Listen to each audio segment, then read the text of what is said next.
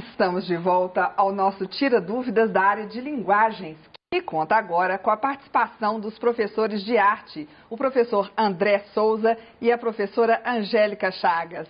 Sejam bem-vindos, professores. Obrigado. Obrigada.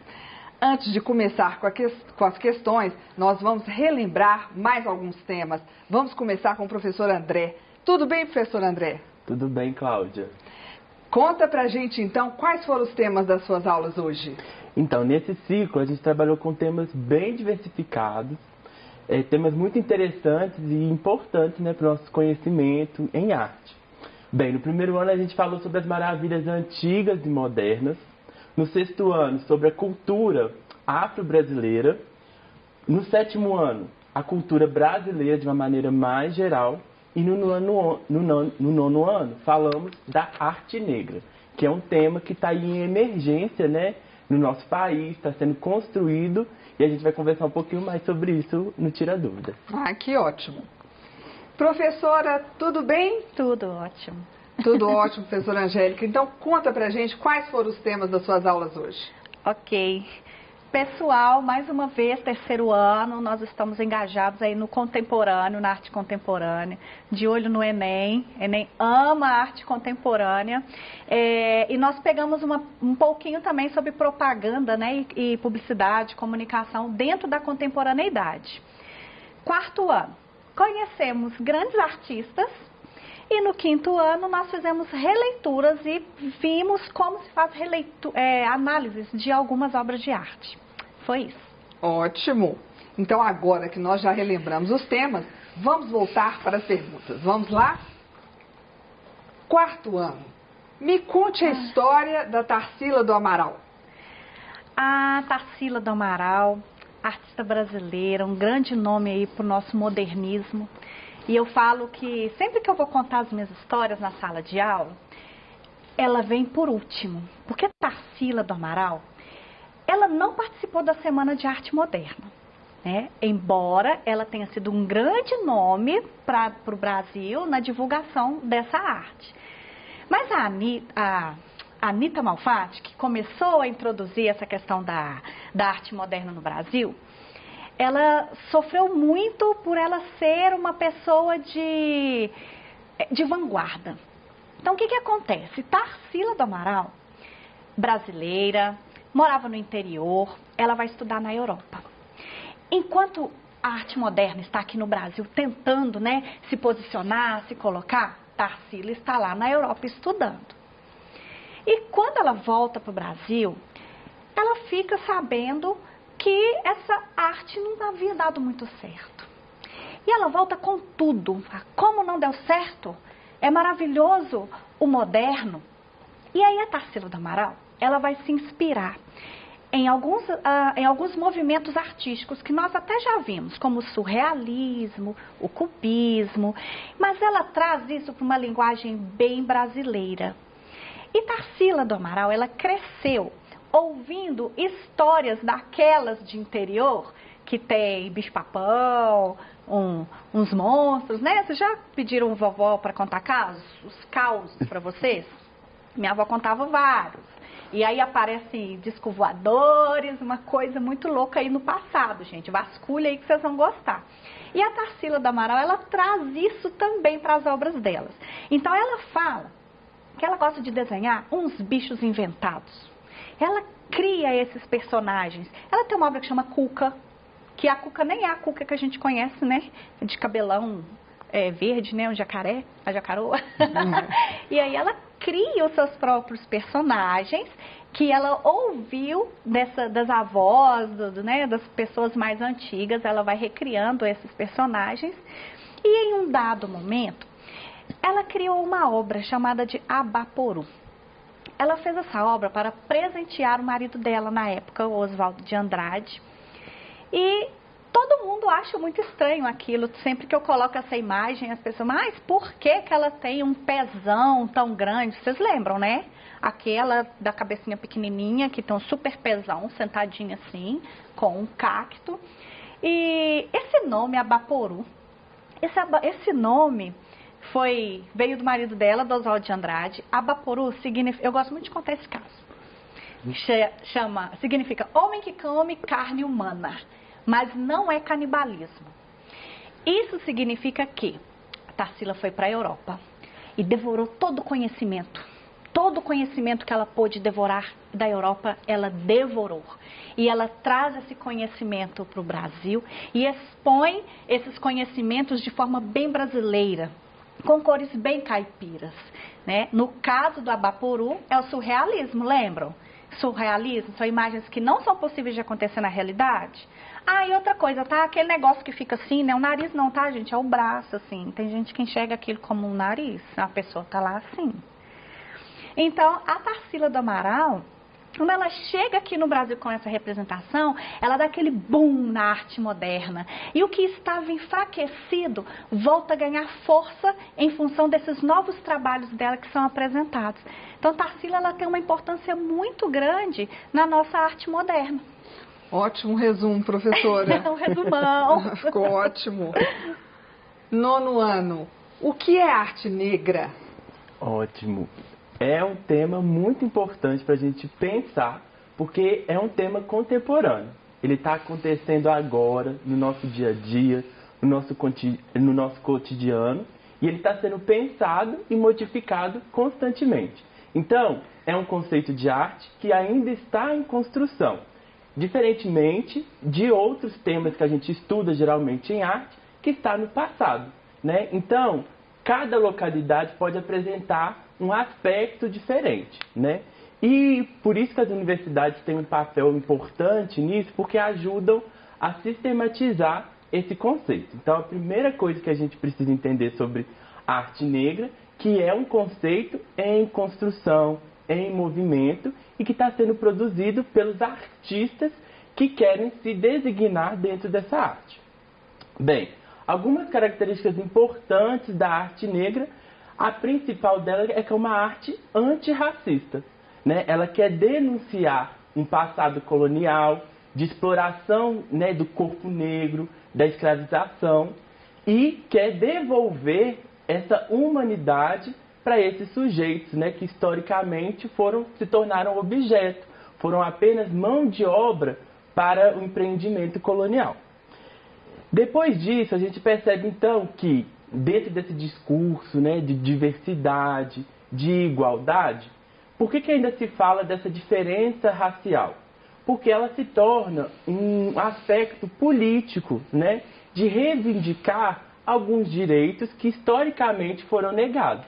Por exemplo, o acesso à educação, o direito à saúde, a ter melhores condições de trabalho. Então é por isso que a gente ainda fala de raça, né? A gente, sim, todos nós somos seres humanos, mas socialmente a gente tem diferenças. A gente acessa, infelizmente ainda, de maneira desigual, alguns serviços básicos que se tornaram direito na nossa Constituição de 1988.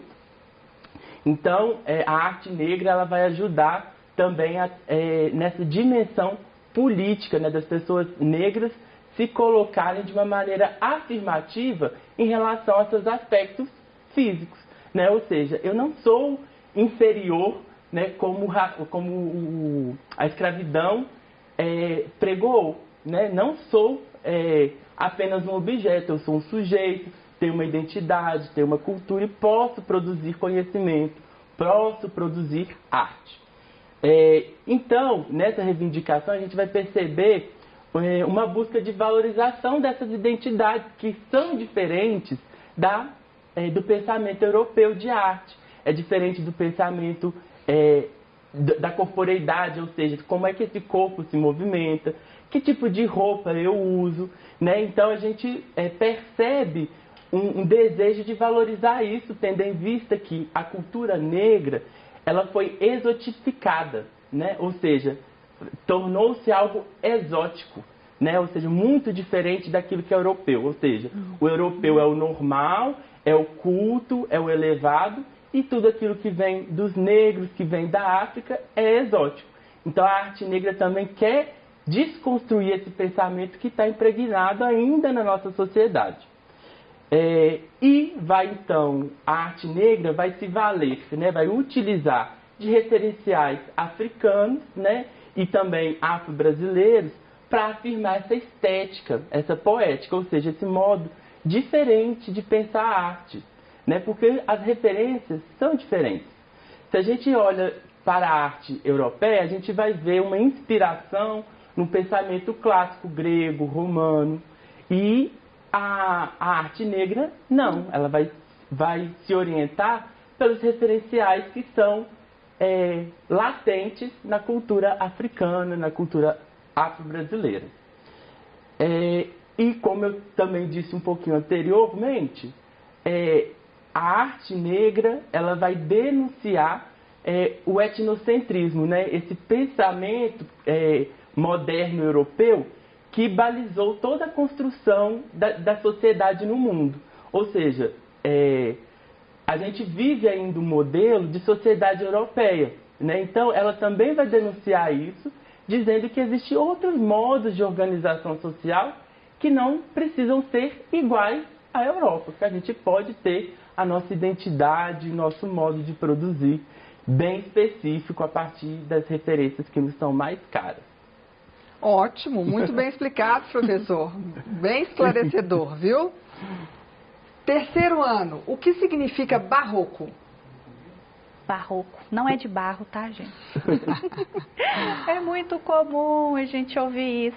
O barroco, conforme eu falei para vocês, ele surge a partir de conflitos, né, entre o catolicismo e o protestantismo. Esse barroco, ele veio como um nome pejorativo, né, que significa uma pérola irregular. Não sei se vocês já viram pérola irregular. Eu raramente vejo pérola. Não tem. Irregular, então, acho que pouco provável. Mas ela é estranha, né? Ela é cheia de pontas e tal. Então, para aquele período, uma pérola seria o ideal. Uma pérola irregular cheia de ponta, ou seja, que coisa falsa, não é legal. Então, a princípio, esse nome barroco, ele veio de forma pejorativa, né? De considerar esse movimento algo feio mesmo. Era feio para a época. E acabou que esse nome ficou, né, guardado aí como um nome de movimento. E hoje a gente conhece todo esse movimento artístico que não vai ser só de arquitetura, que a gente fala barroco, a gente pensa igreja, né? Barroco, igreja. Mas aí nós vamos ter, foi uma linguagem que ganhou uma dimensão muito grande na Europa, chegou tardiamente aqui no Brasil, e esse nome ficou como algo irregular, como uma pérola irregular, algo feio, mas que ganhou uma conotação aí de extravagante, de extraordinário, de diferente, de exótico, né? De mudança. É isso. Entendido. Nono ano agora. Comente um pouco mais sobre o poema Gritaram-me Negra, de Vitória de Santa Cruz. Esse poema é muito bonito.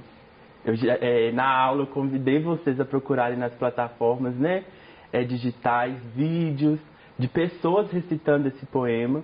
É um poema muito forte, né, que vai buscar esses elementos que eu acabei de citar da arte negra, né? Vitória de Santa Cruz é uma peruana e ela vai falar dessa experiência do racismo ali. O poema começa dela falando assim, que ela era criança, ela tinha apenas 8 anos e gritaram para ela negra, chamaram ela de negra. E ela se perguntava, mas o que é ser negro? E aí, no primeiro momento, ela se sentiu mal de ser negra, ela passava... Ela fala que passava pó de arroz na cara, né, para ficar branca, alisava o cabelo. E mesmo assim, mesmo ela fazendo isso, tentando ser branca, não ser negra, gritavam para ela, você é negra, negra. E ela ainda não entendia o que era isso. Só que ela foi descobrindo a potencialidade de ser negra, o quanto bonito era ser negra. E ela vai falando isso no final do poema e eu até me deleito ao lembrar, porque eu sempre arrepio disso, assim, né? Como que é bonito ser negro, né? Como soa bem. E isso é muito gostoso da gente pensar, né? No nosso país, a gente tem um histórico, né, de desvalorização da estética negra, da beleza negra. A gente ouve muitos relatos, né, de homens e mulheres que achavam seus cabelos feios, achavam suas características físicas feias. E hoje em dia a gente tem conseguido encontrar beleza nessas coisas e dizer do quanto é bonito e quanto é forte ser negro, né? E que isso não é uma característica inferior. E aí, esse é um objeto de arte, né? Esse poema e o jeito que ela recita é uma experiência estética, né? Então eu queria convidar vocês a insistir mais um pouquinho para que vocês procurem, assistam, porque o vídeo dela tem a Vitória mesmo de Santa Cruz. Lá na época dela, o vídeo é preto e branco, é muito antigo, não é HD, igual vocês estão me assistindo aqui, mas é muito forte, é muito bonito ver a arte operando, porque a arte negra, ela quer isso, ela quer transformar tanto as pessoas negras, né, para que elas possam entender que elas são bonitas, que elas têm uma cultura potente, e também reeducar a sociedade toda, né, até as pessoas que não são negras, para o racismo, enfim, acabar e que as violências, né, direcionadas aos corpos negros, seja por meio do preconceito, da discriminação, acabem, enfim. Então, a arte negra ela tem esse papel, como diria a professora Nilma Lino Gomes, de reeducar a sociedade para as relações raciais. Exatamente. Quinto ano, professora Angélica, quais as formas de releituras podemos fazer? Várias. Acho que tudo quanto é jeito, né? Nós sempre ficamos muito presos à ideia de que releitura é um desenho daquilo que você está vendo, né? Pegar uma releitura, primeiro para deixar claro, ela só pode ser feita a partir de alguma coisa que é famosa, algo conhecido, um poema, um teatro, um cinema, a própria pintura, uma pessoa, né, famosa. Então, a partir do momento de uma figura conhecida, você pode fazer uma releitura. Essas releituras, elas podem ser através da fotografia, da escultura, de uma videoarte, de uma pintura, de um desenho, do que você quiser. Outro dia um aluno, eu acho que eu citei isso na aula, ele fez quase que uma releitura minha, através de um poema. Eu pedi um autorretrato, nós estávamos estudando sobre como desenhar o rosto dentro dos padrões e ele me mandou uma mensagem falando: professora, eu não sei desenhar, mas eu escrevo muito bem. E ele me descreveu. Assim, foi muito legal, muito bonito. E ele fez uma releitura minha, né? Não me conhece o suficiente. Nós vimos que para nós fazermos uma releitura mesmo, a gente precisa conhecer com muita propriedade sobre aquilo que nós estamos relendo. Mas eu amei a releitura que ele fez sobre mim. Foi a impressão, foi uma releitura baseada na impressão que ele tem de mim. E ficou maravilhoso. Então, gente, releitura, vocês podem utilizar a criatividade de vocês no que vocês têm mais habilidades para desenvolver. Angélica, tem um exemplo de releitura que tem tudo a ver com o tema que eu trabalhei nesse ciclo, que é uma releitura de um balé clássico, né? Um balé clássico importante, que é o Gisele, um dos balés românticos mais importantes, assim, não tem como falar de história da dança cênica, sem falar de Gisele, né? E essa releitura foi feita lá nos Estados Unidos por uma companhia que era formada apenas por bailarinos negros. A gente sabe que nos Estados Unidos existe uma segregação racial explícita, né? Onde pessoas brancas ocupam alguns espaços e pessoas negras ocupam outras, né? E aí, como pessoas que queriam ser bailarinos, artistas da dança, não podiam dançar em companhias que eram de pessoas brancas, eles criaram a sua própria companhia e falaram: a gente também pode dançar balé. E eles fizeram uma companhia só para eles, eu não vou lembrar o nome grande, mas eu sei que fica no Harlem, né? Então é uma companhia de dança de Nova York, no Harlem. E eles vão fazer uma releitura de Gisele e vão transportar toda aquela perspectiva europeia de Gisele para um período pós-escravidão nos Estados Unidos. E aí todos os bailarinos são negros, o tipo de roupa diz respeito àquela época, né, que estava sendo retratado. Então a gente percebe, né, um deslocamento tanto temporal e dos sujeitos que dançam, porque também é colocado nesse balé que chama Crioulo Gisele. Vocês podem procurar, também tem nas plataformas digitais trechos dessa performance que vai trazer também elementos dessa cultura negra estadunidense dentro desse trabalho que é essencialmente europeu, né? Porque o balé Gisele, ele é a partir de uma lenda nórdica da Europa, né? Então é bem interessante pensar essa questão da releitura, que eu vou então às vezes transformar alguns elementos e localizar essa obra dentro de um outro contexto. Você já viu o Cisne Negro, um rapaz que faz uma performance de hip hop? É lindo. É um espetáculo. Releitura.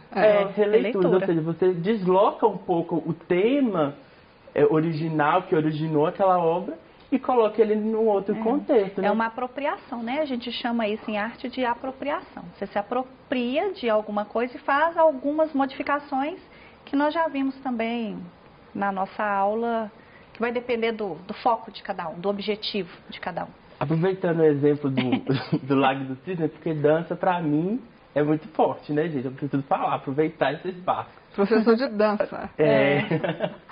E aí tem uma outra releitura do Lago dos Cisnes, né? O balé Lago dos Cisnes tradicionalmente é dançado por muitas mulheres. A releitura que foi feita era todos homens. Os cisnes, né? Os cisnes brancos que aparecem em 2 atos principais eram todos compostos por bailarinos homens e tinha uma outra narrativa também essa história. Então é muito interessante pensar como que a criatividade ela pode ser ampliada a partir de uma obra original. E o Enem é isso. O Enem, ele não cobra, quer dizer, não vou dizer não, porque dessa água eu não beberei nunca, né? Não posso. Mas é muito comum nós vermos o Enem pegar algo contemporâneo e pedir para que você associe ao passado. Ele não te cobra puramente assim, essa época que o que aconteceu. Ele não vai fazer isso. Ele vai fazer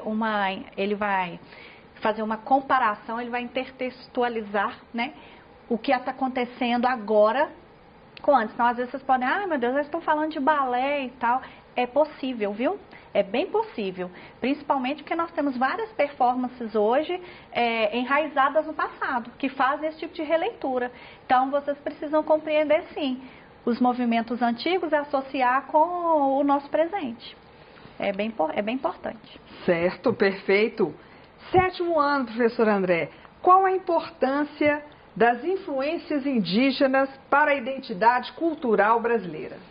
Nossa, toda, né? É impossível falar de Brasil sem falar dos nossos povos originários, né?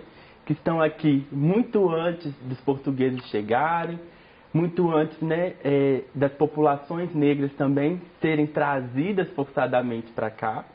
Então a gente vai perceber que muito da nossa corporeidade, do nosso modo de ser, das escolhas que a gente faz da nossa alimentação, dos cuidados com o corpo, estão relacionados com o pensamento indígena também.